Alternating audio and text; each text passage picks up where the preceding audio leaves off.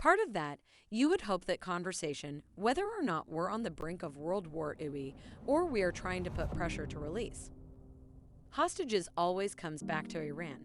And so we need to discuss the role of Iran, who is now warning.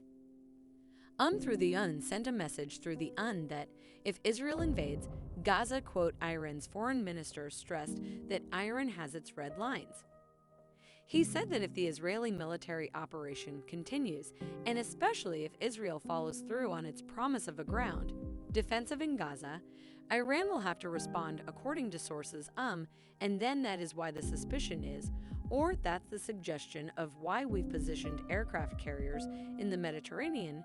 Interestingly, the Biden administration is saying, don't worry, Iran is not participating in this war. I don't have no idea how they are so certain of that, given everything that we know so far. But here's this video. In this moment, we don't have anything that shows us that Iran was directly involved in this attack and in planning it or carrying out.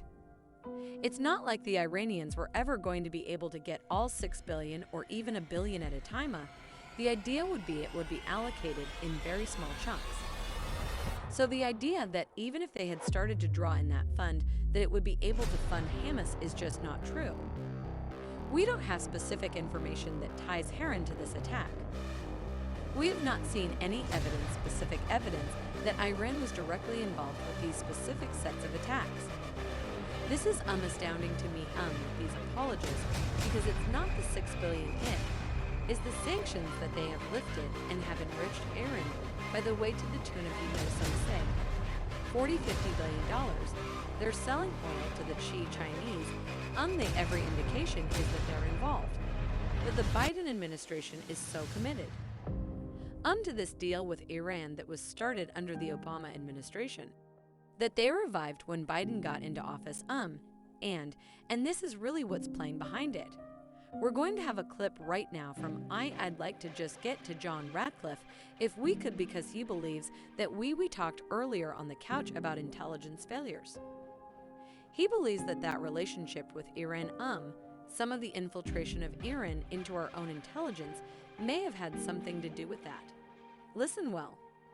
Clearly, there was an intelligence failure. Both by Israel and by the United States.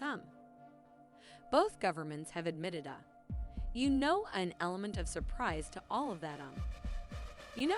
I think that one of the things that may contribute to that is the fact that, as you've talked about, Larry, that the United States and Israel, for the first time, there's been daylight between our countries because of the approach that this administration has taken in courting Iran pleading with Iran, enriching Iran, and that has filtered down into the relationship between our intelligence communities. And I hope that hasn't contributed to a lack of sharing important intelligence. But it's very clearly something that is in play. It's also Hamas is not hiding from the connection to Iran, and neither is Iran. They held a meeting yesterday in Qatar, the head of Hamas, along with a top official from Iran, public embracing each other. So at this point, Iran is owning that aspect of it. They're threatening an escalation because they've seen appeasement from the United States of America. They, for whatever reason, the soft pro-Iranian approach has been the default of this administration. In contrast, that with bombs being dropped on the head of Qasem Soleimani, which everyone else said was a reckless move by Donald Trump. But it sent a very strong signal to Iran of where we stood. And now we've got aircraft carrier groups in the Mediterranean, which we would threaten to use, but we really don't want to, which makes it the worst of all scenarios. Because Iran has a lot of leverage. This can, I think, be separated from what is a major story receiving very little coverage, and that is the fact that 3 Iranian diplomats, I believe it was, who were working for a Biden administration, what was he, the ambassador They were Irani. He's an American envoy to Iran. His name is Rob Malley. Yes, okay, he has been expelled from the Biden administration.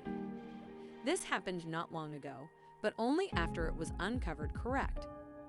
Only after it was uncovered, he was expelled from the Biden administration, had his security clearances revoked. And these three Iranians have been essentially basically now accused of espionage. So inside the Biden administration, there is an espionage scandal connected to Iran, and it's getting no coverage right. No coverage. Ted Cruz was on Life, Liberty, and Levin, and he laid out some of the details. Rob Melley has been fired. The security clearance has been revoked. We don't know why, but he did something so egregious that even this White House revoked his security clearance. What we do know is that Rob Melley brought in 3 senior advisors, all of whom were Iranian operatives. They were spies. They were recruited by the Iranian government. Those 3 Iranian operatives were helping lead the Biden administration's policy on Iran, and one of them remains a chief of staff in a senior position in the Department of Defense, presumably with her security clearances still in place. It is shocking, and you know what Senate Foreign Relations Committee hasn't held a single hearing on Iranian spies directing our Iranian policy.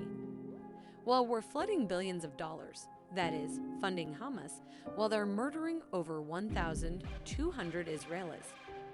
It is disgraceful, and any Democrat who wants to stop. It needs to stand up and say cut off the money and get rid of the Iranian spies. Amazing, incredible, imagine. Iran hiring Americans to direct their policy toward America. It's crazy. You know what I mean, it's crazy that we would allow such a thing, but you can see why the Biden administration now is saying, well, we don't know if Iran's involved, because the Biden administration has a lot of culpability in what is happening right now.